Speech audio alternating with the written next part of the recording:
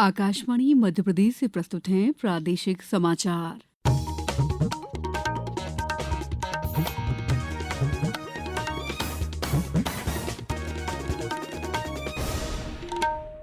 नमस्कार, समाचारों के साथ मैं दीपा सिंह।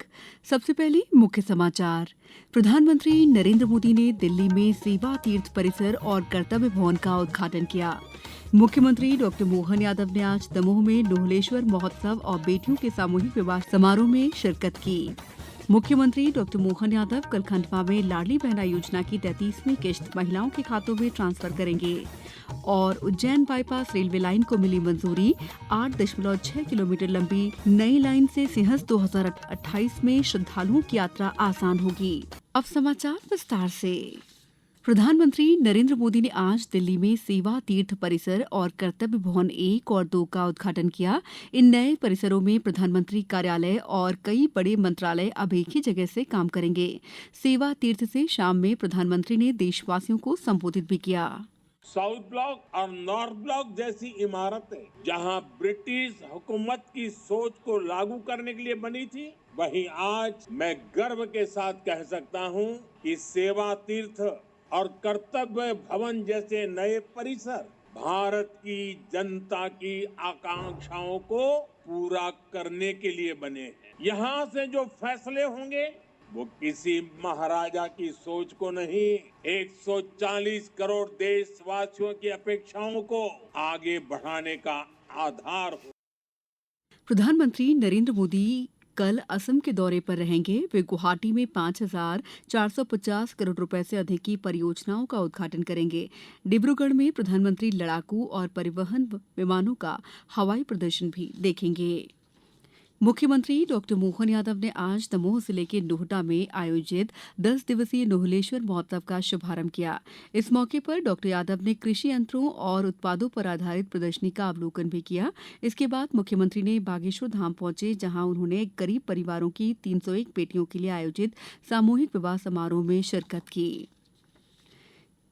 केंद्रीय कृषि मंत्री शिवराज सिंह चौहान ने आज राज्यसभा में बताया कि सरकार किसानों को उनकी उत्पादन लागत से 50% ज्यादा न्यूनतम समर्थन मूल्य दे रही है। उन्होंने कहा कि दालों में भी आत्मनिर्भरता की दिशा में काम चल रहा है। सरकार ने तय किया कि दलहन में भी भारत को आत्मनिर्भर बनाना है और इसलिए दलहन में आत्मनिर्भरता के लिए एक मिशन प्रारंभ किया गया और उसी मिशन के अंतर्गत एक महत्वपूर्ण कारक रहता है कि उसको उत्पादन का ठीक दाम मिले, उचित दाम मिले और दलहन में उचित दाम मिले। इसके लिए कदम अनेकों उठाए गए हैं। हमने तय किया है, माननीय सभापति महोदय, आपके माध्यम से मैं देश के किसानों को भी ये निवेदन करना चाहता हूँ, तुअर, मसूर और उड़द, इन तीनों दालों का किसान जितना उत्पादन करेगा और बेचना चाहेगा 100% खरीदी सुनिश्चित की जाएगी। 100%। मुख्यमंत्री डॉक्टर मोहन यादव कल खंडवा जिले के पंधाना में आयोजित राज्य स्तरीय कार्यक्रम में लाडली बहना योजना की 33वीं किस्त जारी करेंगे। वे सिंगल क्लिक के माध्यम से लाभार्थी महिलाओं के खातों में फरवरी माह की राशि सीधे ट्रांसफर करेंगे। इस कार्यक्रम को लेकर प्रशासन ने तैयारियां तेज कर दी हैं। सूचना और प्रसारण राज्य मंत्री डॉक्टर एल मुरुगन ने फर्जी खबरों और गलत सूचनाओं को समाज के लिए बड़ी बुराई बताया। नई दिल्ली में मीडिया कर्मियों के लिए शुरू किए गए कर्मयोग इन एक्शन कार्यक्रम में उन्होंने कहा कि किसी भी खबर को आगे बढ़ाने से पहले उसकी पुष्टि करना बेहद जरूरी है। मंत्री ने यह भी कहा कि लोग प्रामाणिक खबरों के लिए आकाशवाणी और दूरदर्शन पर भरोसा करते हैं। समाचारों में वक्त है ब्रेक का। ये समाचार आप आकाशवाणी मध्य प्रदेश से सुन रहे हैं। ये समाचार बुलेटिन YouTube पर Madhya Pradesh news All India Radio channel पर और Facebook साथ ही X प्लेटफॉर्म पर AIR न्यूज भोपाल पर सुने जा सकते हैं। इसके अलावा आप हमारी वेबसाइट newsonair.gov.in पर अथवा न्यूज ऑन AIR ऐप पर भी समाचार सुन सकते हैं। ब्रेक के बाद समाचारों में आपका एक बार फिर स्वागत है। मुख्यमंत्री डॉक्टर मोहन यादव ने उज्जैन बाईपास रेलवे लाइन को मंजूरी मिलने पर रेल मंत्री अश्विनी वैष्णव का धन्यवाद किया है। ये नई 8.60 किलोमीटर लंबी लाइन नई खेड़ी और चिंतामन गणेश स्टेशन को जोड़ेगी। खासकर सिंहस्थ 2028 के दौरान श्रद्धालुओं को आने जाने में इससे बड़ी सुविधा मिलेगी। इस परियोजना पर करीब 189 करोड़ रुपए खर्च किए जाएंगे। महाशिवरात्रि के मौके पर उज्जैन और सीहोर क्षेत्र में यात्रियों की बढ़ती भीड़ को देखते हुए पश्चिम रेलवे रतलाम मंडल ने उज्जैन भोपाल के बीच 3 जोड़ी मेला स्पेशल ट्रेनें चलाने का निर्णय लिया है। ये ट्रेनें आज से 22 फरवरी तक संचालित होंगी और उज्जैन, सीहोर, शुजालपुर, कालापीपल समेत कई स्टेशनों पर ठहराव देंगी। खंडवा जिले में महिलाएं तकनीक के जरिए आत्मनिर्भर बन रही हैं। प्रधानमंत्री नमो ड्रोन योजना के तहत जिले के 4 विकासखंड की स्वयं सहायता समूह की महिलाओं को ड्रोन संचालन का प्रशिक्षण दिया गया। 15 दिन के प्रशिक्षण के बाद उन्हें ड्रोन मिले और अब ये महिलाएं फसलों पर यूरिया और कीटनाशक का छिड़काव कर प्रतिमाह 25 से 35 हजार रुपए कमा रही हैं।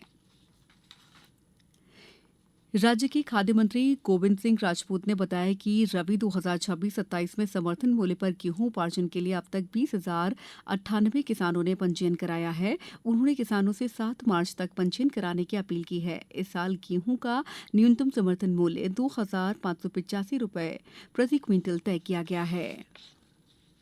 भोपाल में राज्य मंत्री कृष्णा गौर ने 5.5 करोड़ रुपए से ज्यादा की लागत वाली 2 सड़कों का भूमि पूजन किया। साकेत नगर में करीब 2 करोड़ 29 लाख रुपए से 1.7 किलोमीटर लंबी सड़कें बनेंगी। वहीं बाईपास से संपदा कॉलोनी तक 3 करोड़ 36 लाख रुपए की लागत से 1.3 किलोमीटर सड़क तैयार की जाएगी। T20 क्रिकेट विश्व कप में चेन्नई के एमए चिदम्बरम स्टेडियम में आज यूएस और नीदरलैंड्स की टीमें आमने सामने हैं। नीदरलैंड्स ने टॉस जीतकर पहले गेंदबाजी करने का फैसला किया है। वहीं थोड़ी देर पहले यूएई ने कनाडा को 5 विकेट से हराकर ग्रुप डी में पहली जीत हासिल की। इससे पहले जिम्बाब्वे ने 2021 की चैंपियन ऑस्ट्रेलिया को 23 रन से हराया। अब कुछ समाचार संक्षेप में। राज्य निर्वाचन आयोग अपना 32वां स्थापना दिवस 16 फरवरी को मनाएगा। पूर्व मुख्य निर्वाचन आयुक्त ओपी रावत मुख्य अतिथि होंगे और वन नेशन वन इलेक्शन में स्थानीय चुनाव की भूमिका पर बात करेंगे। समाधान योजना का दूसरा और अंतिम चरण 28 फरवरी तक चलेगा। इस दौरान 3 माह से अधिक बकाया वाले उपभोक्ता एक मुश्त राशि जमा कर 50 से 90% तक सरचार्ज में छूट ले सकते हैं।